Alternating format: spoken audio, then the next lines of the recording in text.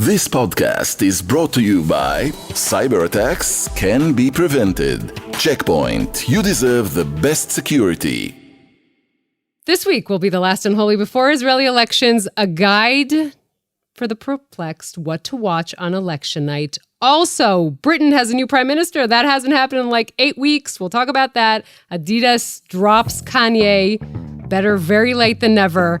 And our very own Jonathan Friedland is this week an Englishman in New York. It's Unholy. I'm Yonit Levy of Channel 12 in Tel Aviv. And I'm Jonathan Friedland of The Guardian, usually in London, but as you've heard, this time in New York.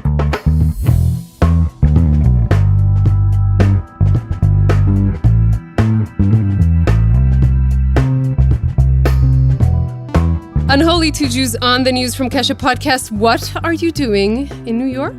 Well, I'm shamelessly hawking my book again, but to a whole new audience, to the unsuspecting American public this time. The Escape Artist by me is out in the United States now, and therefore I'm here to promote it initially, and poised to do, as we speak, an event with our very good friend of the podcast, David Remnick at the Museum of Jewish Heritage. That will have just happened by the time most people hear this.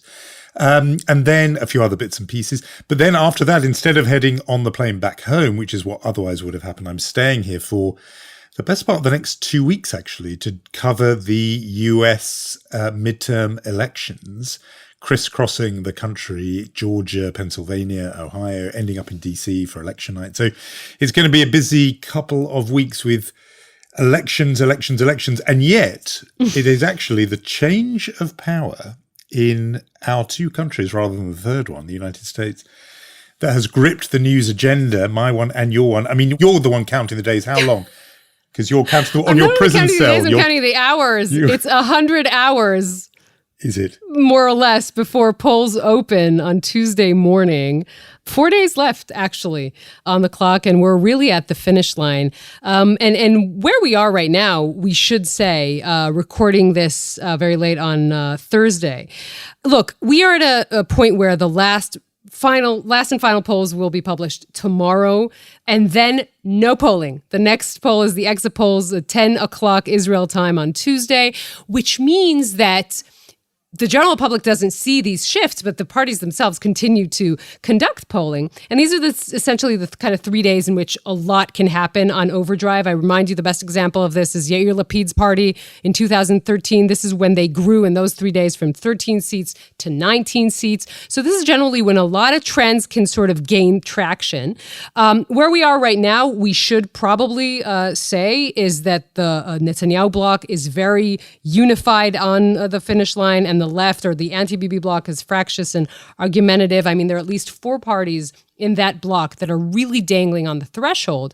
And as I give you the guide to what you should watch on election night, I would say that would probably make for a very long night, because until you know if those 4 parties pass, and they are the Labour Party, Meretz, which is left of the Labour Party, Hadash Tal, one of the important Arab parties, and Avigdor Lieberman with his Israel Beitenu party, until we know what happens with that, we're going to have a pretty long night, I would assume.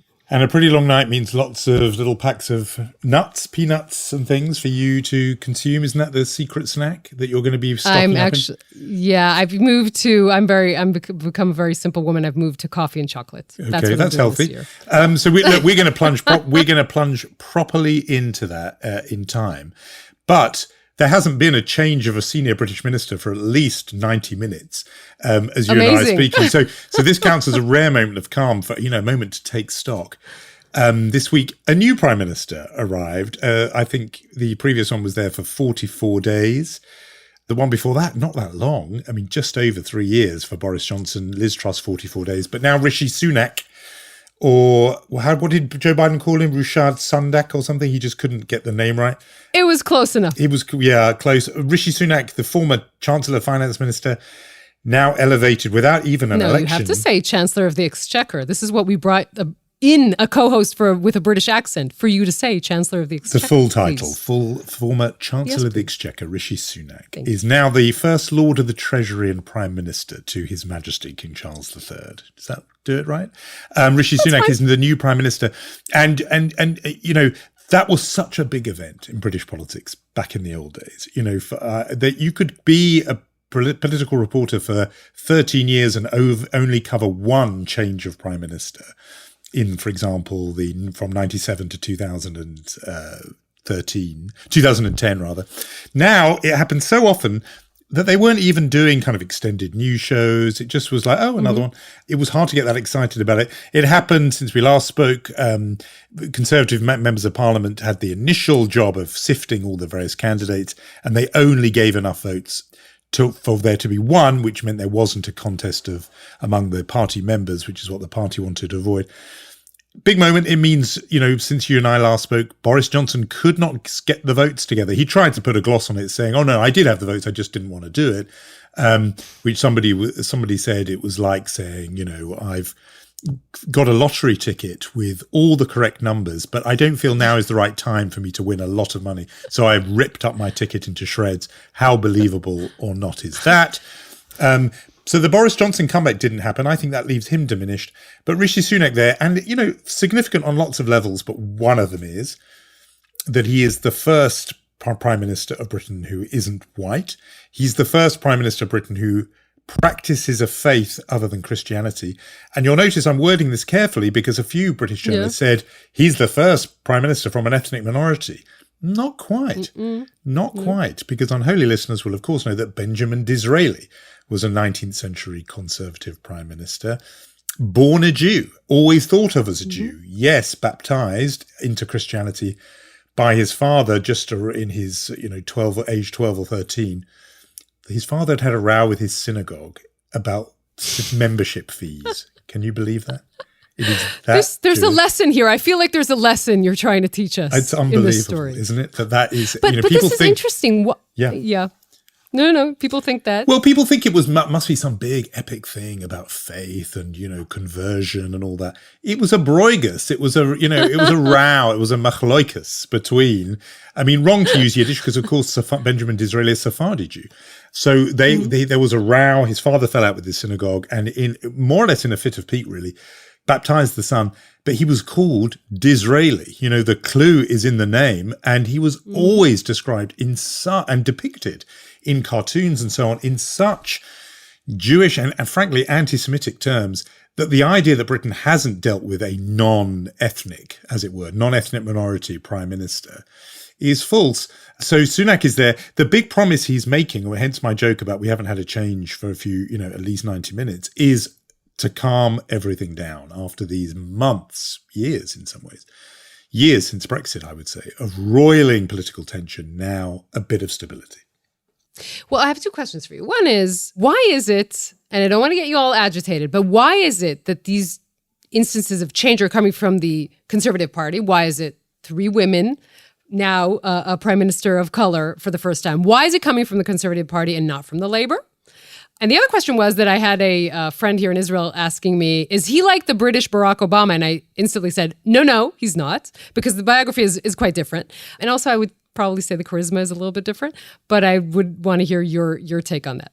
Well, on the second one, you're absolutely right. He's no Barack Obama. Senator, I worked with Barack Obama. Barack Obama was a friend of mine. He's no Barack Obama, miles away on the charisma stakes. He delivered his first message robotically and woodenly to an auto cue, looking at the wrong camera. So he's certainly not that. He's got a quite, he's likable manner. He's absolutely that finance guy. There is a particular type who we're going to come on to talk about the word globalist, I think, later, but he really is part of that sort of international financial elite, homes in California, homes in London, worked for Goldman Sachs, utterly across the tech, financial jargon, wears trainers in meetings. He's just a really recognizable type that people would know from Silicon Valley or high finance or tech, people who are very wealthy, very slick. He went to one of the most elite schools in this country, Winchester School, tens of thousands of pounds in fees to go there. So the idea that it's some hard scrabble, improbable story, Obama style, not really. Nevertheless, it's still a milestone. So there are people on the left trying to say, well, it doesn't really count. He's not really, this isn't the breakthrough of having a person of color at the top. Well, because his views aren't right and he doesn't represent other people of color. look, the facts are the facts. He is a person of colour and he's now Prime Minister. So that is a big deal, which goes straight to your next thing of why does this keep happening on the right, not the left? And it's a question that the progressive types have been really wrestling with themselves. They're asking of themselves. There's some partly structural, institutional things going on in Labour about how it selects candidates, which will be, I don't want to get fully into the weeds on those, so we'll avoid the real arcane detail. But the point is, a Conservative Party leader can parachute people of calibre into Parliament much more easily than a Labour leader can. And so David Cameron, leader of the Conservative Party, at least 5 leaders ago, he made a decision to make the Conservative Party more diverse, and without any needing to sort of consult or go through boring party structures, which a Labour leader does, he just handpicked Rishi Sunak and put him into a absolutely safe Conservative district, they would say in the States, but constituency, an area that is overwhelmingly white. And Labour has tended to allow local volunteers to choose their party candidates, and they tend to be that candidates from ethnic minorities tend to come from seats that have big numbers of ethnic minority members. So there is just not this sort of swiftness of transmission there. That's one thing. The other thing is a kind of almost an ideological thing, I would say, which is the Conservatives just put it all on individuals. So they're not interested in changing society and dealing with structural racism. They would never use that phrase, just as they weren't interested in dealing with structural sexism in the era of Margaret Thatcher. It was all about the individual of singular talent, and they're not really making any big changes. So, people say about Margaret Thatcher, she appointed famously 0 women to her cabinet. Mm-hmm. There was one person right at the end who was half in, half out of the cabinet, but she really didn't promote women. So it's a very mixed and complex record, but the left definitely have a problem with it, and Labour need to step up. They admit that. They've only ever had white male elected leaders, only ever, and they know that's a problem. Last thing I would say about it, it's partly they're like the Democrats had to go to sort of Joe Biden to reassure people. They had to play safe with a very conventional candidate, white male guy. In a way, I think there's a bit of that with Labour too, that they feel they're offering so much change, they need to reassure people with somebody familiar like a Keir Starmer, and the Conservatives don't have to do that. So that's a long answer, but I'm aware not really a sufficient one because the left haven't sufficiently answered that question. Yeah. Well, that I occasionally when I have trouble sleeping at night, I watch, this is an embarrassing confession, I watch old interviews on 60 Minutes. And somehow this week, between the charisma-less Liz Truss and the charisma-less Rishi Sunak, I stumbled upon this interview that Mike Wallace did with Richard Nixon. And he said something like, this is his first line in the interview, right? He says, there's been a lot of talk in recent years about style and charisma. No one would suggest that either you or your opponent, Hubert Humphrey, have a good deal of it. And that is like the first line of the interview. And I was like, I can't believe you said that. Yeah. So that was what I went through my mind, was to see, I saw Rishi Sunak or Liz Truss. Not the greatest charismatic figures. We can move on to discussing Israeli politics, which definitely doesn't have a shortage of charisma there. I was going to make a seamless link because I was going to say that is not your style when interviewing candidates for the top job in Israel's elections. I'd love to see you face to face. What, just insulting someone right off the bat? Right. Mr. Lapid, even your worst enemies wouldn't accuse you of great judgment or statesmanship. So go on. So let's hear this guide to the perplexed, because let's face it, people are perplexed by what is going to happen on this election night. To say nothing of the broadcast night for 11 hours. Okay, so what I would suggest to watch. Firstly, of course, as always, and even more so in the last 4 elections, the magic number of 61. The Israeli parliament has 120 seats. Whoever needs to form a government has to have 61 seats, or all of the parties in his bloc have to add up to 61. Netanyahu failed to do this 4 times. He really hopes he can do it this time. So the first thing to look at immediately as the exit polls come out at 10 p.m. is, does he have 61? Now, you might not know that, as I said, because there are some parties, especially on the other bloc, that are dangling on the threshold. If one of them doesn't pass, Netanyahu is the prime minister. The other thing I would look at, which I find very interesting in these elections, we've talked about this a lot, how many seats does the far-right leader Itamar Ben-Gvir and his party, Religious Zionism, actually he's number 2 in that party, number 1 is Bezalel Smotrich, how many seats do they get? In the outgoing Knesset, they have 6, and they're projected to have anything between 12 and 14. And in comparison, how many seats does Benny Gantz have? So, of course, it will be a very interesting thing to see whether Ben-Gvir, this far-right politician, manages to get more votes than Benny Gantz, former head of the IDF, chief of staff of the IDF, and now leading the National Unity Party, the Machaneh Mamlechti, as it's called in Hebrew. He is someone that if he gets more seats than Ben-Gvir, it is important. He might have a chance to form a coalition. If he gets less, first of all, that says something about the country we live in, right? That a far-right leader like Itamar Ben-Gvir, a far-right leader, will get more seats than someone who used to be the IDF chief of staff. But it also means that his dream of becoming prime minister in this round is completely diminished. And so that thing about who clears the threshold, especially now that we're in this period where there are no opinion polls, how does anyone have any way of predicting that? Or do we not? Are we just going to have to wait till you bring the news of the exit poll on at 10 p.m.? The exit polls, and maybe even later when the actual final results come in. I keep going back to the example of how in 2019, Naftali Bennett was short 1,461 votes from actually entering the Knesset. So this might be something we'll discover only in the early hours of Wednesday morning and not know this at 10 o'clock. But look, what Netanyahu is saying, and I believe him on this because we will talk about its credibility in a minute when we talk about what happened this week. What he's saying is this time around, the only government I am going to form is a government with the Haredim, the ultra-Orthodox, and with the religious Zionism. He is definitely saying this time the opposite of what he said last time. Itamar Ben-Gvir will be a minister in my government. So I think that is extremely important to know that Israel might be heading to that direction. Now, look, we talked about Itamar Ben-Gvir a lot. What I wanted to bring into our conversation today is, first of all, some interesting stats.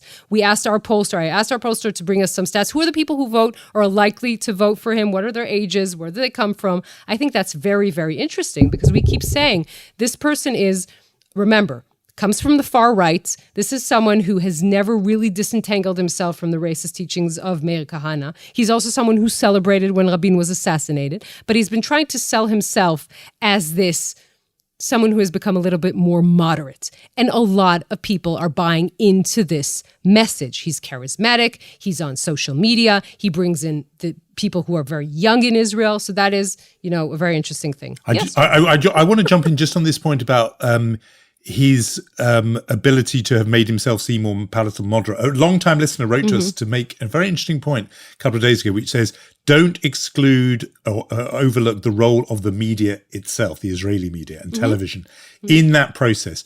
Part of Ben-Gvir's normalization, if you like, is the fact that he made himself somebody who, and TV made him somebody who was a guest, acceptable as a guest on TV. That process, and I think a bit about Trump in 2016, the coverage the cable networks gave Donald Trump, that I'm told Itamar Ben-Gvir on TV a lot, interviewed a lot, apparently a very good TV talking head. He performs on TV well.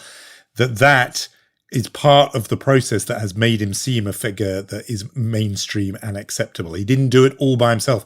Runs the critique of a long-time unholy listener. You'll tell me if that's wrong, but the idea that it wasn't just something he did by swapping out the word, as you've told us before, of calling death to terrorists rather than death to Arabs. He was also helped in this process by a media that had made him seem palatable. Well, I'll say a few things about that, being the representative of the Israeli media between the two of us. Of the two, yeah. Yes. Then I will say a few things about that. First of all, Itamar Ben-Gvir's ascension is long in the making. Remember, this is a man who worked many years to convince the Israeli Bar Association that he can become a lawyer. He became a lawyer. What he did was defend mainly extreme right-wing activists who were engaged in all kinds of terror activities, and that made him someone that was interviewed a lot on television. He is their lawyer. The story is big on the news. He will come on. He's also very charismatic, as a lot of populists are. So the more he came on, they'd bring him on some more. And so obviously that is part of it for sure. But the hug that he has received from Netanyahu, who I think now is regretting a little bit of it, and also the fact that he has managed to bring in, and again, he works not only on television, he works on social media. He's the hottest ticket on TikTok in this election campaign. All of this also serves to explain his rise. Now, I want to say something else about what happened in recent years. And I had this conversation, very interesting conversation, with a friend from Beersheba who told me that many of her family members are going to vote for Ben-Gvir. And I remember asking her, explain this to me. And she said, what you don't understand is that it's not because they hate Arabs, it's because they're afraid of them. I said, okay, explain this a little bit more to me. She said, remember, and I'm reminding you as well, during Operation Guardian of the Walls, besides Hamas shooting rockets to Israel, also many cases of intercity violence between Arabs and Jews. More Jews than Arabs were injured in these cases. And what it created was a situation in which fear was the dominant feeling in the streets. And Itamar Ben-Gvir managed to convince people that he is the answer to this very complicated problem of relationships between Arabs and Israelis. I think that is a major part of what is going on here. Again, if you look at the demographics of the people who vote for him, 48% are younger than 34. So that also tells you a little bit about what who the electorate is. But this will definitely be a huge story. Now, outside of Israel, all of this, him trying to portray himself as moderate and being on television and being that is not going to, stick. People are going to look at Israel and say, this is a country in which someone like Itamar Ben-Gvir is going to be part of the government. Again, if Netanyahu wins, that's going to be a very big problem. Yeah. I mean, I remember the Jörg Haider episode when he was a minister in an Austrian government, and the EU just sort of, it didn't quite fully break off diplomatic relations, but it just went into a kind of deep freeze where the government were considered untouchable for a period until he was out of government. And I do wonder, I don't think it will happen quite that way this time. I just think the politics of it are different. But it's a big taboo that is being broken by him being a minister in a government. And fascinating that you've told us that is up front and out there. Now, tell me, I've seen some coverage of these recordings with Ben-Gvir's election partner, Smotrich, caught on tape. Somebody said to me the best translation of what he called Bibi is liar McLiarson, like as in which I think is quite nice, meaning, a lying son of a liar. But you tell me more about that and whether that has any impact at all, if there's any strain between the right and the far right there. So first of all, the funny thing about the story is, again, that I've been also struggling. I've seen these media outlets in English coming out from Israel and trying to translate what he actually said. What he said was in Hebrew, shakran ben shakran, which translates, you were right about that. It's like liar, son of a liar, basically is what he said. And why this is interesting, Smotrich, of course, being probably the person who will be the closest ally that Netanyahu has if he does indeed form a government. Again, head of the religious Zionism party, he's number one, Ben-Gvir is number two. And he was caught on tape saying this: Netanyahu is indeed lying through his teeth when he said he didn't want to form a government with the United Arab List, with Ram, the Islamist party, Mansour Abbas's Islamist party. He's lying. Of course he wanted to form this government, and I stopped him. And then he goes on to say Netanyahu is trouble for us, but that's what we have. This is what we can work with, etc.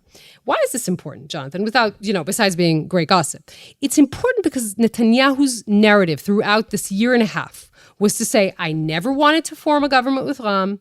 They support terrorism.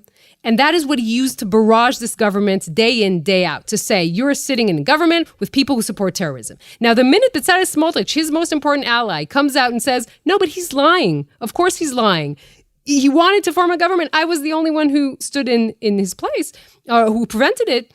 That means something. And anyway, even if all what would happen is it would just shift the balance within the Bibi bloc. So there'd be some right. Ben-Gvir supporters think, right, I'm not going to vote for Bibi, I'll vote for Ben-Gvir. Either way, the Bibi/rightist bloc just expands, or anyway, the energy moves from one component to the other, but it stays within that bloc. True. But it is an issue because what it means is there's no ideology here. It's only politics. And what happens next time around if Netanyahu is stuck in the same position and wants to form a government with Am? Is it a possibility? Maybe.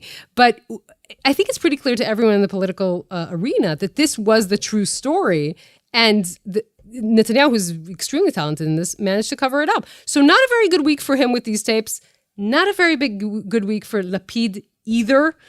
Two issues coming up. One of it, a story that you never understand why politicians get tangled with these, of his giving out different versions about what he did in the military. Mostly, by the way, he wrote for a military newspaper called B'Machaneh, kind of the stars and stripes of the Israeli military. But the beginning of his military career, once he said he was in defense, for an aerial defense, and the other time he said he was in the armored corps, and he got sort of confused with these versions. You never want to do that.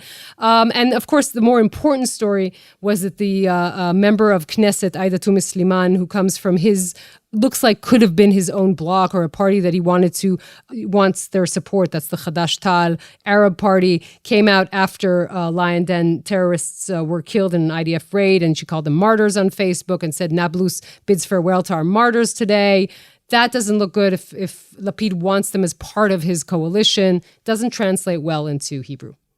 Just something on that Nablus raid, by the way. 6 dead, I think, in that raid. And that made news on the BBC and elsewhere, and it just made me think it was a sign that people they're looking, they're watching. There hasn't been that much coverage around the world of what goes on the West Bank, but 6 dead will get people's attention, and even the media is not always a hugely deep business. Often shallow things count. The fact there's this new group with this eye-catching name, Lion's Den, that catches the media's eye. I think all of this, the fact that things are flared up in the occupied West Bank, and then the arrival of Ben Gvir, if that happens, into government, watch for Israel rising up, coming up the news and political agenda a bit in the coming weeks if these things come together. And I felt the reaction to those deaths in those killings in Nablus was perhaps a telling indicator of all of that. I was just going to say a little postscript as well to this point about Ben Gvir and the Jorg Haider thing, or him having a part in a government. There's a corporate version of that, which is, I learned this week that the head of I suppose it's the Zara franchisee in Israel, right? Because it's not, this person doesn't have a role within global Zara, but he heads up the Zara brand in Israel. He's a supporter of Ben Gvir. And again, I wonder again if that will cause consumer pressure.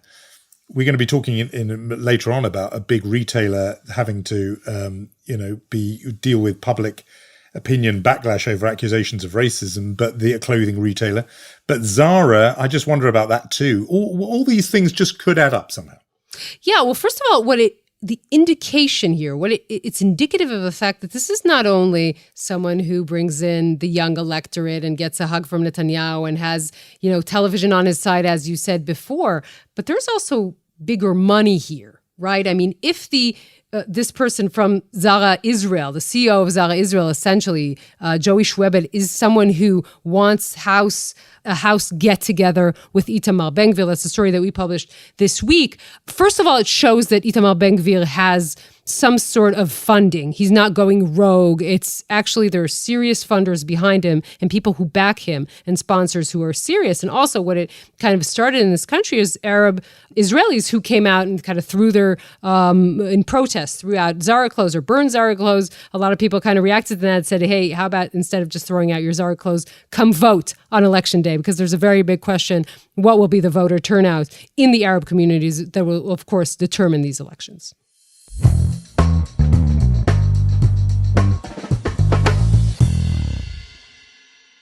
So I mentioned another retailer in trouble over links to views deemed racist. And of course, I'm talking about, I would say Adidas. Some people say Adidas. And then I think you probably say something else completely. How do you put it? How would you, just a minute, please be kind to rewind. What would you say? Well, in Britain, we call it Adidas. That's the name of the brand. But you're going to pronounce it completely. How do you say it? I was going to say Adidas, but that's how you say it. No, some people do Israel? too. So yeah, okay, so it's a different thing. But this is all about Kanye West. And this is, we talked about it when it first broke here, and we said this would exercise the Jewish world. We had Deborah Lipstadt, Joe Biden's special envoy on monitoring and combating anti-Semitism, on the podcast a few weeks back. And she was saying then, gave to us, I think, first her reaction to his remarks, to bring people up to speed, he went on this rant on social media, also in interviews, attacking Jews, saying he was going to go on to DEFCON 3 against Jewish people. He's doubled down. He said a whole lot more. There was this, widely circulated image of a banner hung over a busy freeway in Los Angeles saying, Kanye is right about the Jews, which made people think this is really escalating. He has lit a kind of blue touch paper here. And the big pressure was on this brand, I would say Adidas, you might say Adidas, who had a huge corporate relationship with him because of this brand of sneakers, I suppose. Yeezy, is that the right word thing? Am I getting this right? People in a younger demographic than me will be very familiar with this. The point is $250 million worth of business relationship, business ties to Kanye West.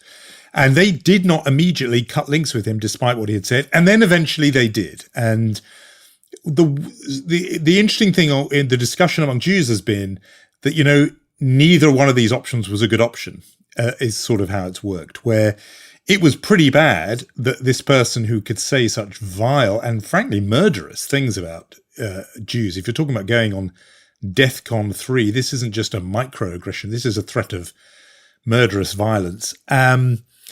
If he was just seen to be acceptable, that it was still okay for him to be a big sort of brand with inside one of the big global clothing retailers, that's bad. But once they dropped him, that's also bad. And it's released, a wave of commentary and observations, including one black voice with a fair few followers, closing on 600,000 followers on Twitter, Torrey Smith, former American football star, saying Kanye never got cancelled for saying all of the wild things he said about black folks because there aren't many black people in powerful positions. He literally offended a group of people that do have power and influence in every space. It's not rocket science, don't be stupid, he said, meaning the one group of people you can never offend are the Jews because they secretly control everything. And, this is bad news in itself. And it means that when somebody actually is called out effectively and pays a price for their overt racism, and in this case, anti-Semitism, it only reinforces anti-Semites' views that Jews are the secret force and secret power behind world events. You and I talked about this play I was involved in that was just closed in London. One of the interviewees for that play said, recalling her experience in the student world, she said it's a very self-reinforcing prejudice, anti-Semitism, because she said, when we called out someone in the student movement and they lost their job, well, that just proved how powerful Jews were, didn't it? So even when we win, we lose. And I think that's the position here with Kanye West. Even when you win, and it's not exactly a win, is it? But, when there is some consequences for a hideous racist outburst, we lose because people think, oh, there go the Jews again. It did take a while for them to get on program, didn't it? I mean, it really did. A long couple of days, and you kind of could not wonder, if, and we talked about this a lot, about how some people don't see racism against Jews as severe as other forms of racism. It you kind of wondered if someone had said what he said against any other minority group, they'd be out much quicker. I mean, that is for sure. Although the point here is that he has said some pretty edgy things, dangerous things, dodgy things about, as the tweeter said, about black folks. I think people, and he had this White Lives Matter T-shirt, etc. Yeah. He's been pretty, unhinged about lots of things. And I say unhinged because he himself has had talks about these mental health episodes where he comes off the hinge, I think maybe that it's confusing to people when a black man is saying things about other black people, and therefore they don't know how to call that out straight away. But yeah, in this case, it did take a long time, and people obviously were inevitably digging up the history of, as I would say, Adidas, and saying, of all the companies, you would think they would really want to move quickly on this, founded by Adolf and Rudolf Dassler. Adidas is a sort of contracted version of the founder's name. And both Dassler brothers were members of the Nazi Party and joined early in 1933, May. They were early adopters. And, they had, Adolf took a senior rank in the Hitler Youth and stayed with it right until the end of the war. They were supplying the Wehrmacht with shoes. they have a Nazi history, that company. And therefore you would have thought they would want to prove that they were, as you put it before, with the program by getting rid of their ties to Kanye West. They didn't, and they took a long time. So the whole thing has been bruising and unpleasant, and people have linked it together with the fact that you do have, the word globalist in circulation in American politics. It's back in British politics a bit. And you have, not that long ago, those hideous synagogue shootings, Tree of Life in Poway. Again, Deborah Lipstadt talked to us about all this stuff. And a banner on a LA freeway. Apparently the group who did it have been doing it for a long while and haven't got attention before, so it's not like a new thing. But you add all these things together, these are dispiriting indicators for the United States, and Jews here are troubled by it, and I think the world over.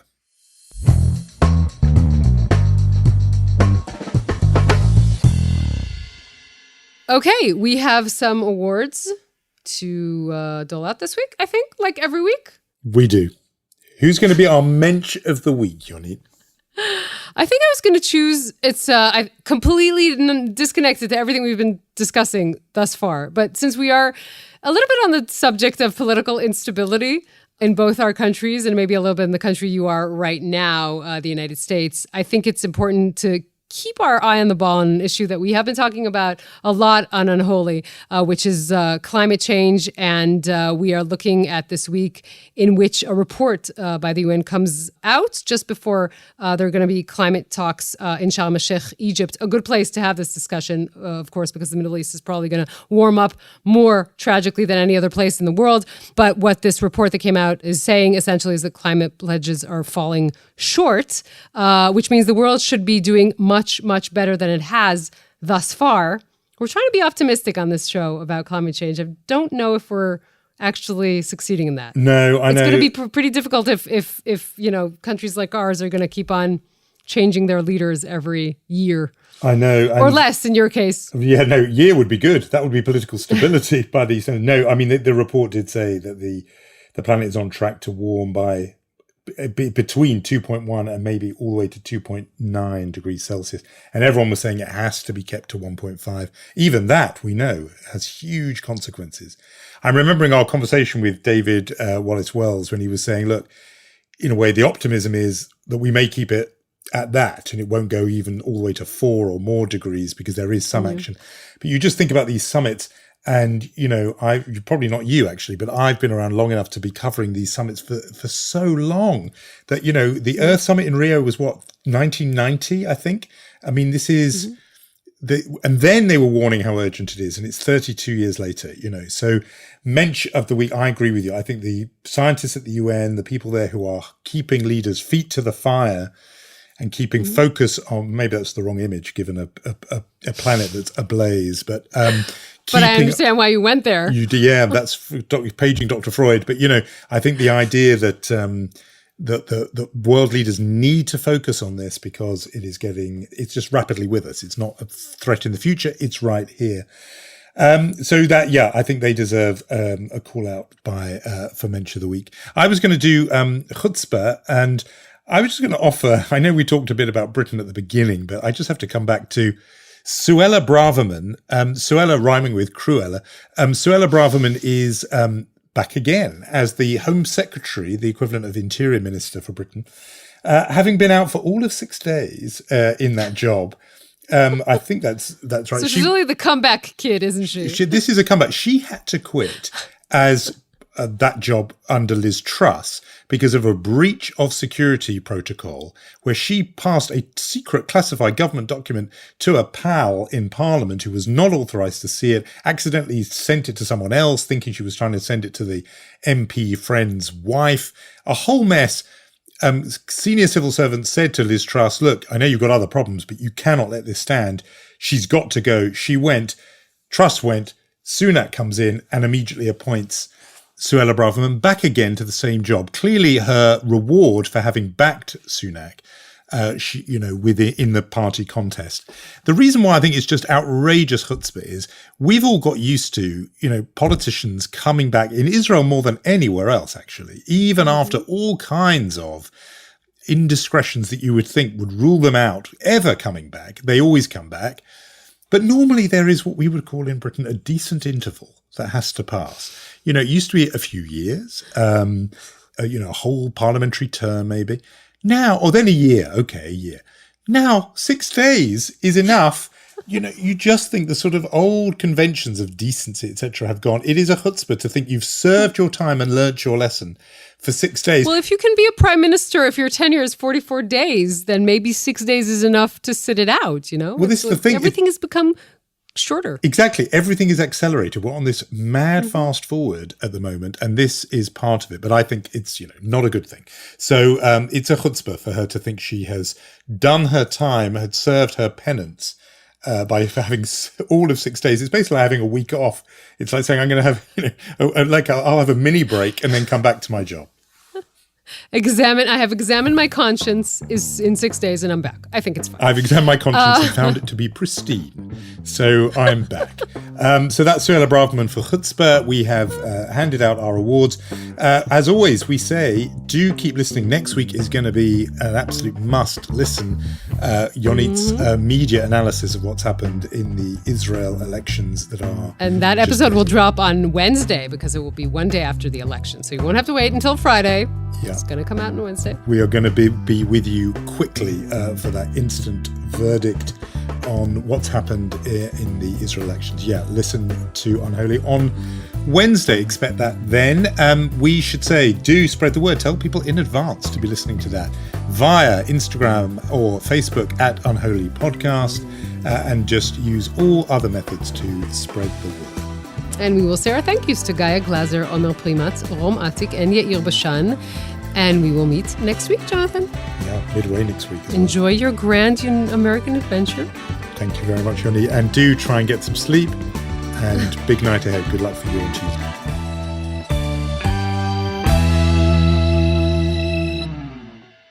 This podcast is brought to you by Cyber attacks can be prevented. Checkpoint. You deserve the best security.